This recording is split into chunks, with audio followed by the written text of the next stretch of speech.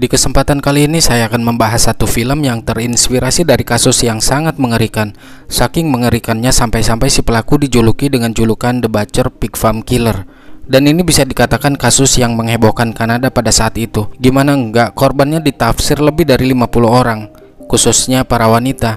Tidak hanya itu saja, persidangannya pun memakan biaya yang tidak sedikit dan membutuhkan waktu yang cukup lama. Pembunuh berantai yang satu ini merupakan pembunuh berantai yang paling produktif dalam sejarah Kanada.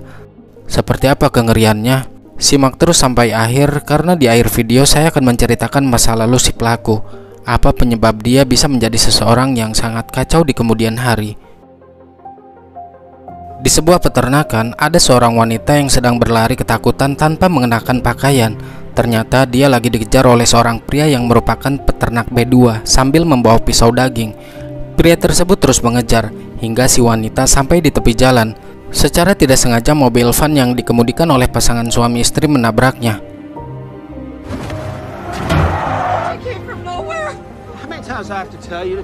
Sang suami yang bernama Walter pun turun untuk memeriksa keadaan, yang ternyata si wanita masih hidup. Kemudian Walter menyuruh Helen istrinya untuk mengambil selimut dan berencana akan membawanya ke rumah sakit karena dia kasihan melihat kondisi wanita itu penuh dengan luka. Di waktu yang bersamaan si pelaku semakin mendekat, namun untungnya mobil segera pergi sebelum pria tersebut mendapatinya. Setibanya di rumah sakit, si korban langsung dibawa ke ruangan gawat darurat guna mendapatkan pertolongan pertama. Karena si korban banyak kehilangan darah, si pelaku yang tahu jika sepertinya mereka menuju rumah sakit pun akhirnya menyusul menggunakan mobil. Bekas luka jarum suntik di lengan si korban membuat tim medis kesulitan mencari urat nadi untuk menyuntikkan obat bius. Atas perintah dari Dr. Joe, dengan terpaksa seorang perawat menyuntik melalui urat leher yang membuat si korban memberontak karena ketakutan. Sang dokter pun berusaha untuk menenangkannya. Di pinggiran jalan, kalau di kisah aslinya pinggiran jalan ini daerah Vancouver, Kanada, yang dimana lingkungannya sangat kumuh. Bisa dibilang daerah ekonomi rendah, yang tentunya banyak kejahatan, mulai dari para pengedar dan pemakai narkoboy. Banyak orang yang mentalnya terganggu, banyak jual beli senjata ilegal, dan yang jelas tempat prostitusi di mana-mana. Mungkin kalau di Amerikanya versi Philadelphia. Saat itu ada seorang pria mabuk yang sedang mengganggu seorang wanita penghibur yang bernama Sadie. Lisa, seorang pekerja sosial, datang dan mencoba menjauhkan pria itu dari Sadie. Diketahui Lisa menyamar menjadi wanita nakal seperti mereka karena dia ingin tahu siapa pelaku yang akhir-akhir ini penyebab menghilangnya para wanita nakal di kota itu.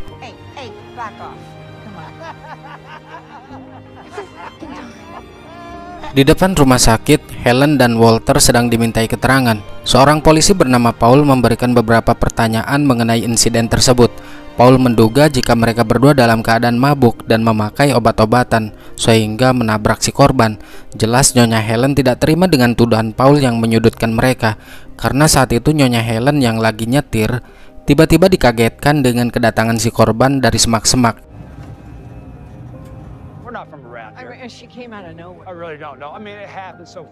Di pinggir jalan, Lisa menawarkan sebuah pekerjaan agar Sadie keluar dari dunia malam. Tapi di sini Sadie bingung karena dirinya tidak memiliki baju yang pantas untuk diinterview besok. Lantas Lisa menyuruh Sadie datang ke rumahnya karena dia ingin meminjamkan bajunya. Lisa berpesan jangan menyia-nyiakan kesempatan yang mungkin tawaran pekerjaan ini tidak datang kedua kali. Ketika mereka berdua sedang berbincang, tiba-tiba seorang polisi bernama Jack datang dan membawa Lisa masuk ke dalam mobilnya.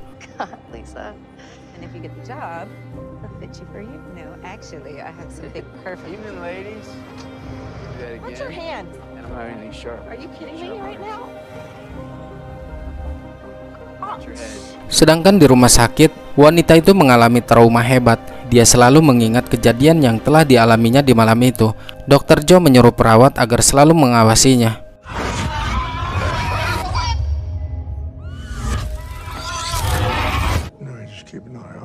Ternyata polisi Jack dan Lisa adalah pasangan suami istri. Namun hubungan mereka saat ini sedang tidak baik-baik saja. Selama 2 bulan belakangan ini mereka berdua pisah rumah. Jack meminta agar Lisa pulang ke rumah mereka dan memperbaiki semua yang telah terjadi. Tiba-tiba Dr. Joe menelpon Lisa untuk datang ke rumah sakit. Hey, let me out. Gotta get to work. Absolute nonsense. Shoot, I gotta go. It's Joe. Looks like it did when I was 20. I gotta go. Thank you. Si pelaku yang diketahui bernama Theodore sudah sampai di rumah sakit. Dia mencari keberadaan wanita itu ke setiap ruangan yang ada. Di waktu yang bersamaan, Lisa juga sudah berada di sana. Dr. Joe berkata bahwa si korban mengalami luka yang cukup serius dan dia tidak memiliki identitas. Tubuhnya bau menyengat seperti kotoran hewan. Dia benar-benar ketakutan entah apa yang terjadi pada dirinya. Di saat akan melihat wanita itu sudah tidak ada di tempat tidur, yang ternyata dia sedang bersembunyi di bawah meja. Lisa berusaha menenangkannya. It's okay. Tell me your name. I'm not gonna hurt you. I'm here to help you. Lisa, I'm with social services. Do you know who did this to you? Nod your head for me. No, it's okay. Shh.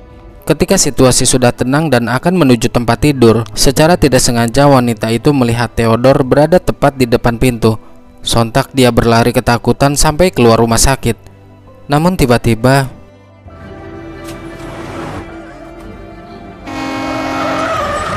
wanita itu tewas tertabrak mobil truk yang melintas.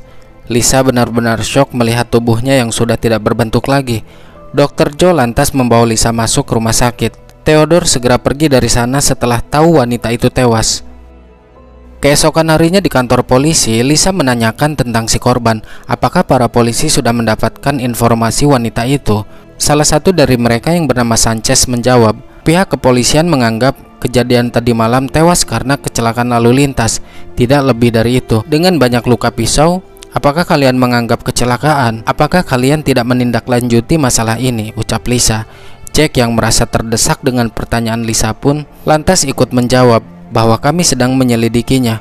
Biarkan kami lakukan pekerjaan kami. Lisa yang tidak yakin dengan kinerja mereka kemudian berencana pergi malam itu ke sebuah klub untuk bertanya. Siapa tahu dari mereka ada yang kenal. Karena menurut Lisa wajahnya tidak asing. Jadi nggak di Amerika, nggak di Kanada, sama aja. Mereka para penegak hukum memandang rendah wanita-wanita yang berprofesi sebagai wanita penghibur.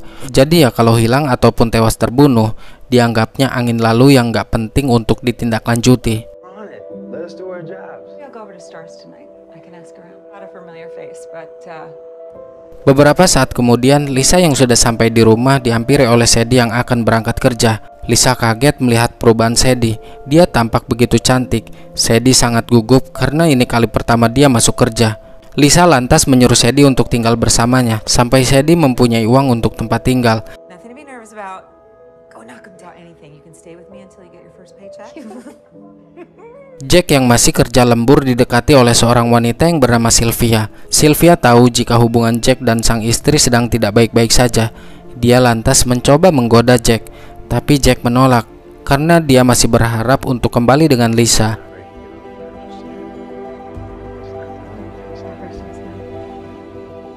Di tempat yang berbeda, Lisa sudah sampai di sebuah bar. Di sana dia menanyakan tentang wanita itu. Apakah dari kalian ada yang mengenalnya? Salah satu dari mereka menjawab bahwa kami tidak mengenalnya.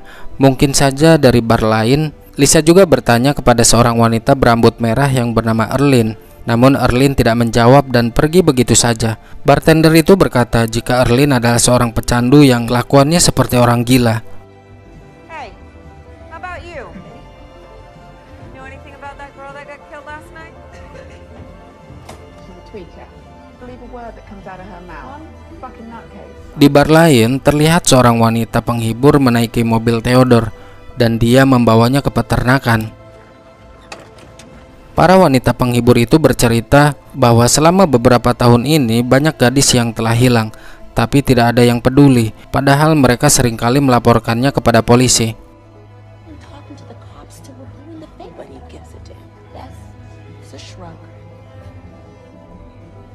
Di peternakan, Kate sudah terbaring di atas kasur sambil menyuntikkan barang terlarang ke dalam tubuhnya, sementara Theodore sedang mempersiapkan pisau daging. Kate tidak sadar jika pria yang ada di hadapannya adalah seorang pembunuh berantai yang tengah siap untuk menghabisinya. Kebiasaan Theodore sebelum menghabisi calon korban-korbannya, dia selalu membentangkan plastik bening di atas kasur dengan alasan untuk menjaga kebersihan. Perlahan, Theodore menaiki tubuh Kate. Kate kira dia akan menggarapnya, tapi ternyata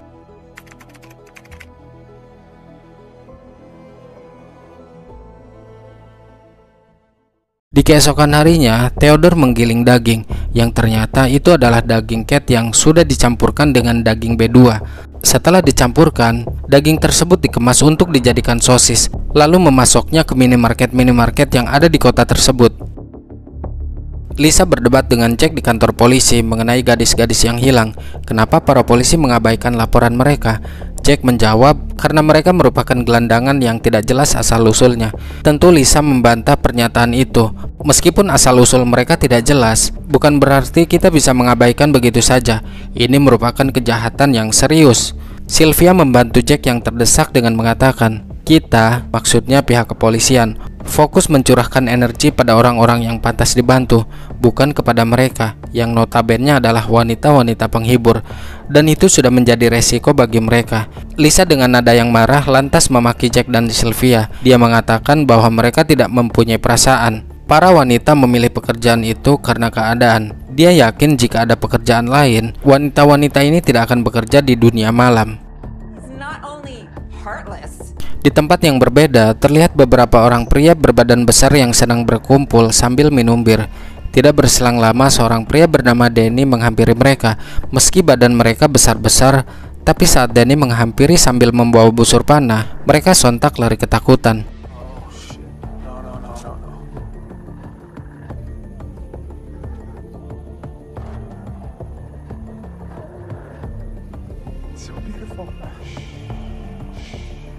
Di sisi lain, Lisa mencari informasi melalui internet mengenai orang hilang di sekitaran kota tersebut.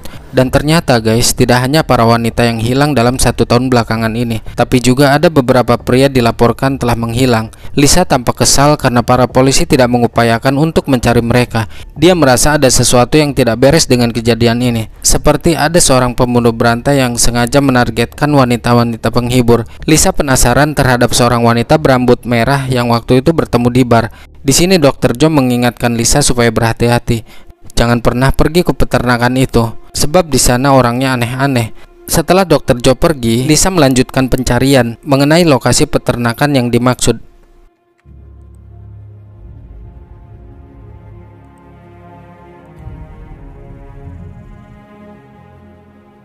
Di peternakan itu, Danny datang menemui Theodore. Ternyata Danny adalah seorang pengedar narkoba yang akan memberikan obat terlarang kepadanya. Danny berkata bahwa dirinya akan memberikan barang yang lebih banyak jika Theodore mau membantu membuang jasad seorang pria yang sebelumnya ia temui. Theodore pun kemudian mengambil troli untuk mengangkat jasad pria itu, dan mereka membawanya masuk ke dalam ruang pemotongan. Sampai di sini Danny belum tahu jika Theodore adalah seorang pembunuh berantai yang menjadikan daging korbannya menjadi campuran olahan sosis. Yang dia tahu, Theodore adalah seorang peternak yang memiliki usaha pengolahan sosis dari daging B2.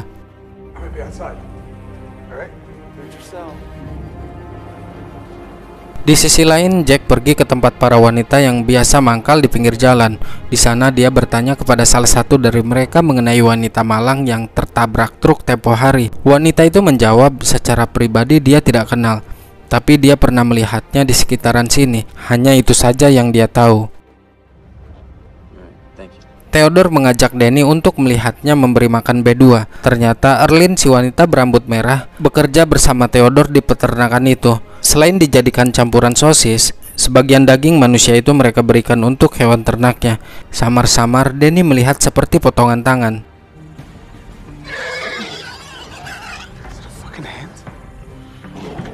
Lantas Erlyn memberitahu Theodore mengenai apa yang ia dengar di malam itu tentang Lisa yang sedang mencari wanita-wanita hilang. Tentu saja hal itu membuat Theodore menjadi sedikit panik dan menanyakan orang yang bernama Lisa. Tapi Erlyn tidak tahu.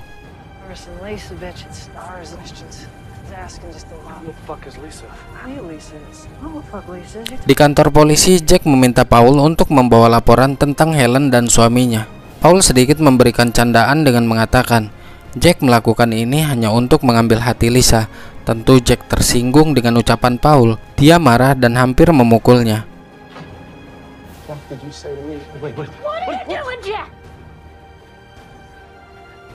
Erlyn dan Theodore pergi ke sebuah bar untuk mencari mangsa baru, sekaligus menanyakan tentang siapa Lisa sebenarnya kepada bartender yang bernama Star. Star menjawab jika Lisa memiliki suami seorang polisi, jadi Erlyn jangan macam-macam kepadanya. Making small talk Cop, so don't go fucking with her. Di sana, Earlene dan Theodore pura-pura saling tidak kenal satu sama lain agar mereka tidak curiga dan agar mendapat kepercayaan dari seorang wanita bernama Kiki untuk ikut pesta bersama mereka di peternakan. Mereka bertiga pun akhirnya keluar dari bar lewat pintu belakang. Selang beberapa saat, Lisa datang dari arah pintu depan untuk mencari Earlene. Star berkata, "Kebetulan sekali karena Earlene baru saja menanyakanmu. Dia tidak tahu ada kepentingan apa." Lisa pun segera keluar untuk mencarinya. Namun sial, saat diperiksa mereka sudah tidak ada di sana. For that crazy girl with the red hair, I want to ask her a couple questions. Is she here now? She's just been in here asking about you. Setibanya di peternakan, mereka mengadakan pesta kecil-kecilan. Earlene sedang asik dengan barang haramnya, sedangkan Theodore membentangkan plastik di kasur, bersiap untuk mengeksekusi korban selanjutnya. Theodore menyuruh Earlene pergi keluar dan dia membawa Kiki masuk ke dalam kamar. Saat sudah berada di dalam kamar, Kiki pun merasa haus dan mengambil air minum dari kulkas. Akan tetapi ketika kulkas dibuka, dia benar-benar shock sekaligus ketakutan melihat banyak potongan tubuh. Dan inilah yang terjadi. Esok harinya Lisa menghampiri Jack di kantor polisi. Paul menyambut Lisa dan mengatakan bahwa Jack sedang melakukan penyelidikan. Tapi ternyata ketika dilihat, Jack sedang berduaan dengan Sylvia. Yang hal itu tentu membuat Lisa cemburu. Jack kaget dengan kedatangan Lisa yang mendadak, padahal biasanya dia mengirim pesan terlebih dulu.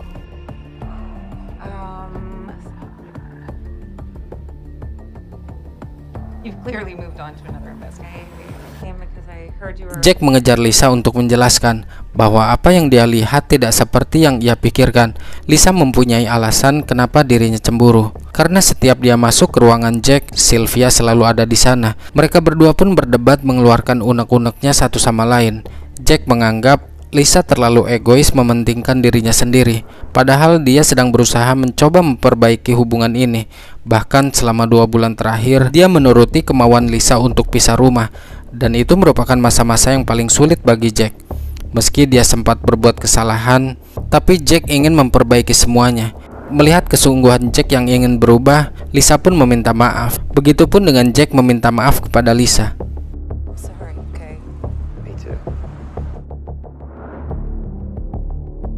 Di sisi lain, Theodore sedang mengobrol bersama Earlene di mobilnya. Earlene ingin Theodore menghentikan semua kekacauan ini, namun Theo menolak.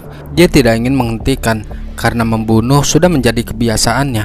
Khawatir Lisa menjadi ancaman, Theodore pun berencana untuk mencarinya. Earlene meminta agar Theodore tidak melibatkannya jika dia tertangkap nanti.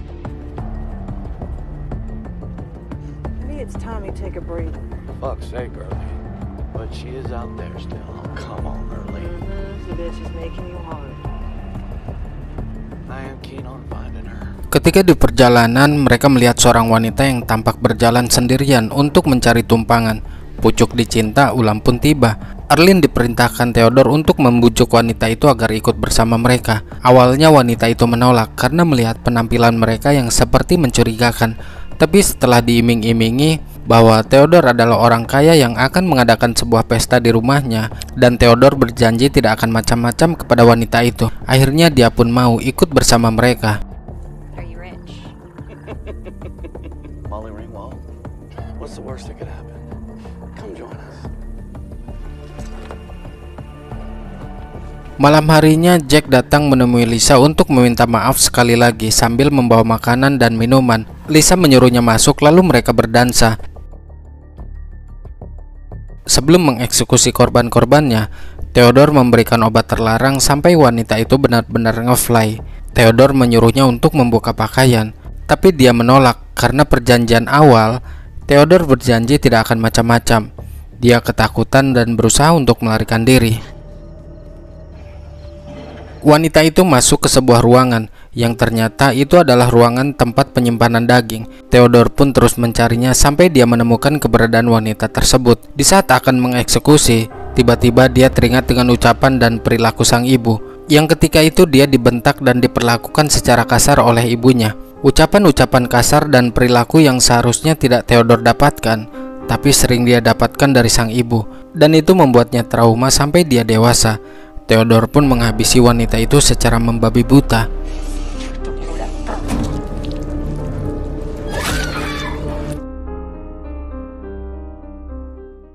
Berkat kebaikan Lisa selama ini, Sadie merasa ada seseorang yang benar-benar peduli. Makanya dia ingin membuat Lisa bangga pada dirinya dan tidak akan pernah kembali ke dunia malam. Sadie menyerahkan sisa obat terlarang dan mulai membuka lembaran baru, hidup normal seperti orang lain yang tidak ketergantungan obat. Lisa bangga, tapi dia hanya ingin tahu dari mana Sadie mendapatkan obat-obatan itu.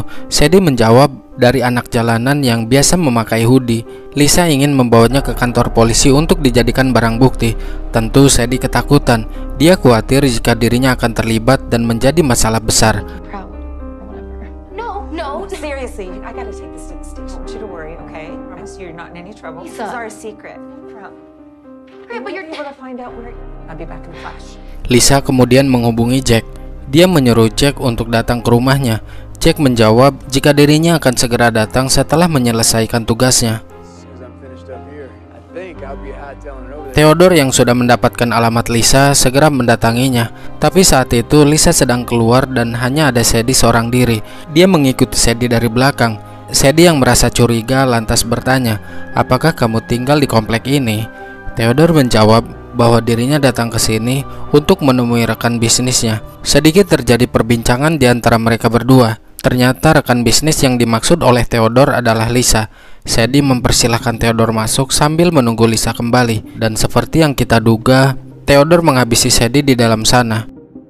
Welcome to Wait With You. Lisa just ran out for a minute. Please, come in. It's no position at all. Ketika sedang mengisi bensin, secara tidak sengaja Dr. Joe melihat Erlyn, seseorang yang sedang dicari oleh Lisa. Waktu itu Erlyn sedang membeli sesuatu di minimarket dan dia bersama Danny. Tapi Danny menunggu di mobil. Dr. Joe mengikuti kemana mobil mereka pergi.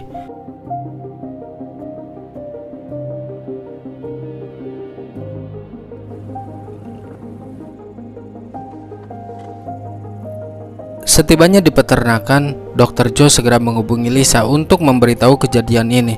Dia mengatakan bahwa dirinya menemukan wanita berambut merah di peternakan Squealer.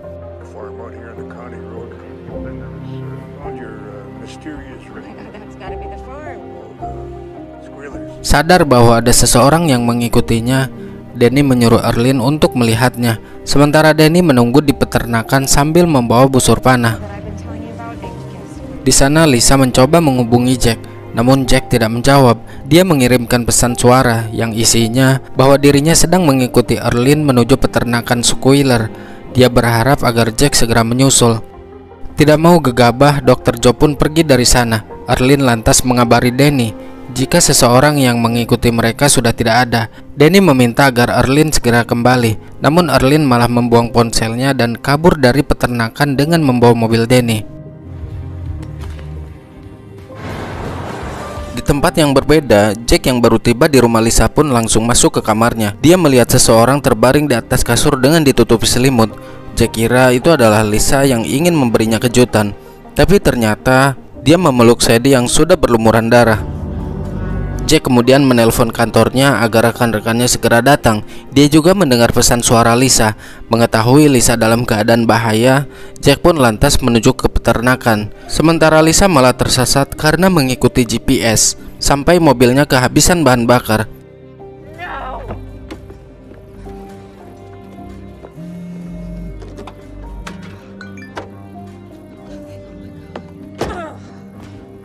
Saat Erlyn sedang mengendarai mobil, secara tidak sengaja berpapasan dengan Theodore.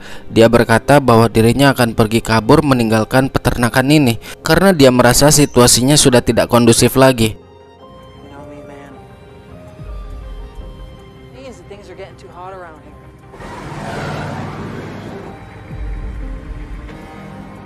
Setibanya di peternakan, Danny menanyakan keberadaan Erlyn. Theodore menjawab dia sudah pergi. Danny marah dan membentak Theodore agar dia membawa Erlyn serta mengembalikan mobilnya.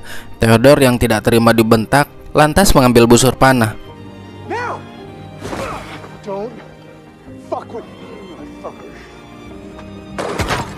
Jack yang baru saja tiba mendengar kegaduhan itu. Dia memperingatkan Danny agar meletakkan senjatanya. Tapi Danny malah seakan menantang, dan dengan terpaksa dia menembak kaki Danny sampai tersungkur di kandang B2. Lalu dia diserang oleh B2 hingga tewas saat itu juga.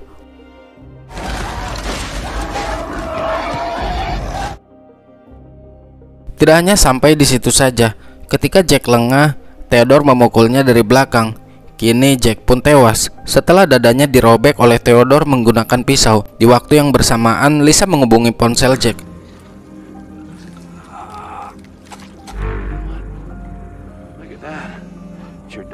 Lisa terjebak dalam situasi ini. Dia hanya bisa menunggu seseorang yang melintas. Tidak berselang lama, ponselnya mendapat pesan dari Jack, yang ternyata itu adalah sebuah video yang dikirim oleh Theodore. Lisa benar-benar terpukul mengetahui suaminya telah tewas.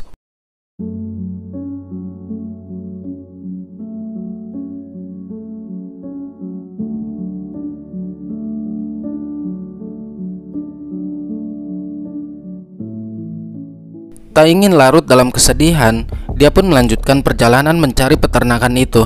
Dan setelah berjalan cukup jauh, akhirnya dia pun sampai di tempat tujuan. Lisa masuk ke area peternakan dan mencari keberadaan Jack. Bukannya menemukan Jack, Lisa malah bertemu dengan Theodore. Theodore marah karena Lisa masuk ke peternakannya. Jack, sweet little thing.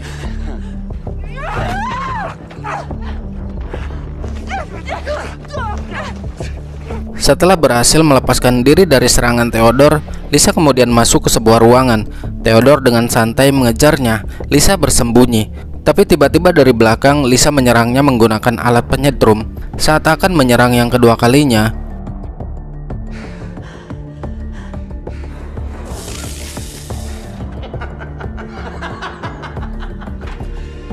yap, alat penyetrumnya kehabisan baterai. Dan inilah yang terjadi.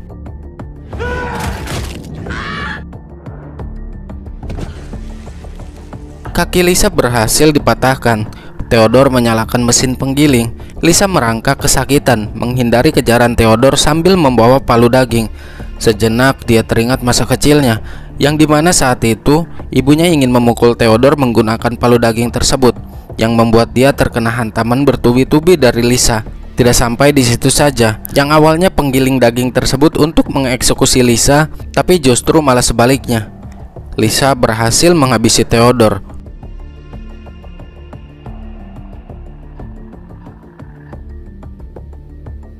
Curiga karena Lisa tidak dapat dihubungi, Dr. Joe pun mendatangi peternakan.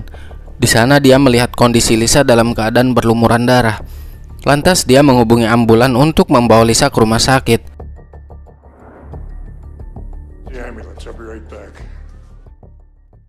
Itulah tadi film yang terinspirasi dari kasus pembunuhan berantai yang dilakukan oleh Robert William Pickton. Robert William Pickton lahir pada tanggal 24 Oktober 1949 dari pasangan ayah bernama Leonard Pickton dan ibu bernama Helen Lois. Keluarganya bisa dikatakan kaya raya karena memiliki peternakan B2 dari 3 generasi yang berlokasi di Vancouver, Kanada. Diketahui Willie lahir dan tumbuh besar di peternakan itu juga. Dia adalah anak kedua dari 3 bersaudara. Kakaknya bernama Linda. Namun sejak kecil Linda sudah tinggal bersama saudaranya di daerah perkotaan. Karena menurut ayahnya Willie, peternakan itu bukanlah tempat untuk anak perempuan. Jadi Willie dan adiknya bernama David lah yang tinggal di rumah peternakan tersebut.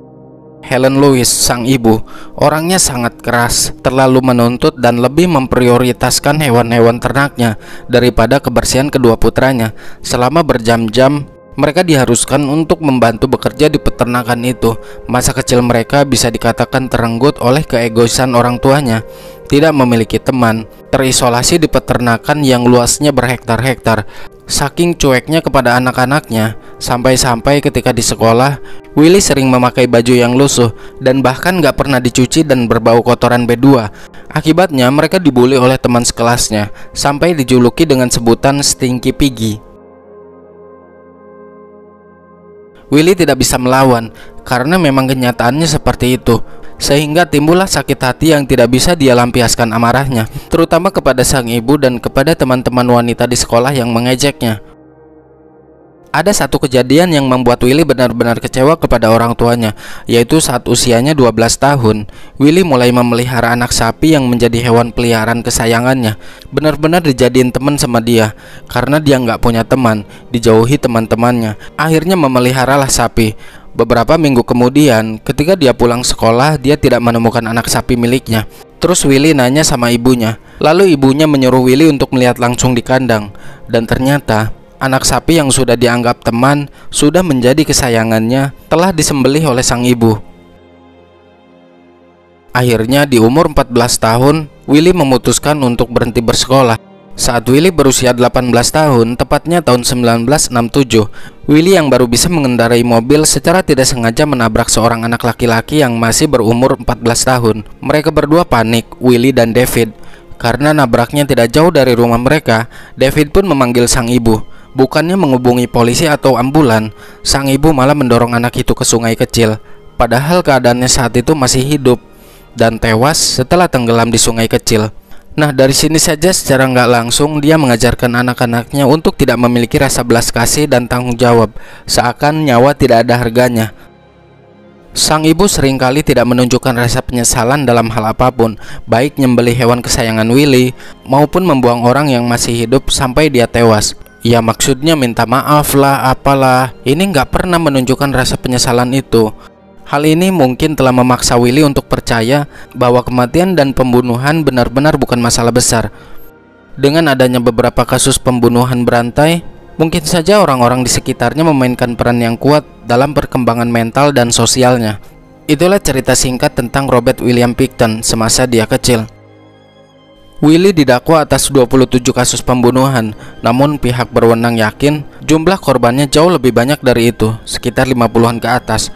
Persidangannya pun berjalan selama bertahun-tahun, sampai akhirnya di tahun 2007, yang pada saat itu Willy berumur 57 tahun, dia dinyatakan bersalah. Tapi hanya 6 kasus pembunuhan saja, karena 6 kasus itulah yang bukti-buktinya sudah kuat. Dia dinyatakan bersalah atas pembunuhan tingkat 2. Jadi ada tingkat 1 dan tingkat 2. Bedanya, kalau tingkat 1 dihukum seumur hidup tanpa pembebasan bersyarat atau hukuman mati. Sedangkan tingkat 2 hukumannya lebih ringan, biasanya seumur hidup, tapi ada kesempatan untuk pembebasan bersyarat setelah 25 tahun masa tahanan. Jadi umur dia sekarang ditambah 25 tahun. Willy diberi wewenang untuk mengajukan banding. Jika memungkinkan untuk bebas, ya kemungkinan dibebaskan. Entah itu berkelakuan baik selama di tahanan atau mengikuti kegiatan-kegiatan yang positif. Pada tahun 2024, kabar terbaru dari Dinas Pemasyarakatan Kanada bahwa Willy telah meninggal di sebuah rumah sakit setelah diserang oleh napi lain, tepat di tanggal 19 Mei tahun 2024 kemarin, di usianya yang ke-74 tahun. Ada beberapa teori konspirasi tentang kasus ini. Banyak orang yang mengatakan jika Willy melakukan ini tidak sendirian, kemungkinan dibantu oleh sang adik yaitu David. Secara walaupun mereka berdua tidak tinggal di satu rumah, tapi jarak rumah Willy dan David berdekatan. Masa iya adiknya nggak tahu apa yang kakaknya kerjakan? Tapi balik lagi, ini hanya teori saja. Tidak ada bukti jika David terlibat.